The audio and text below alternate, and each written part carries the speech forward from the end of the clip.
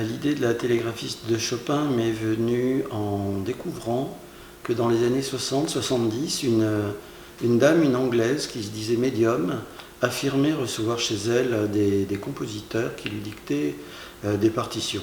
Seulement ces partitions étaient posthumes et ces compositeurs étaient très illustres. Ils avaient en commun d'être tous morts et depuis longtemps, depuis un siècle, voire 2 siècles. Elle recevait Franz Liszt et aussi Chopin.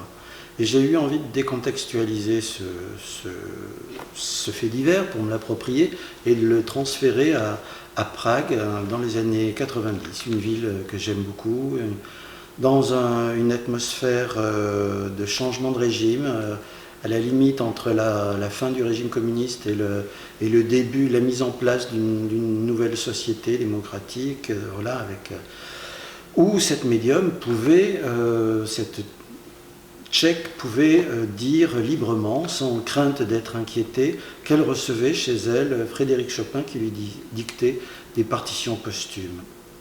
Le personnage principal de ce roman est un journaliste à la limite de l'espion, d'ailleurs il a recours aussi à un espion, qui va enquêter, mais faire une enquête très poussée pour essayer de démasquer cette vieille dame, cette vieille Tchèque qui a l'air très sincère, très franche, très naïve, mais qui lui résiste, il n'arrive pas à lui faire tomber les masques. Voilà, j'en reste là.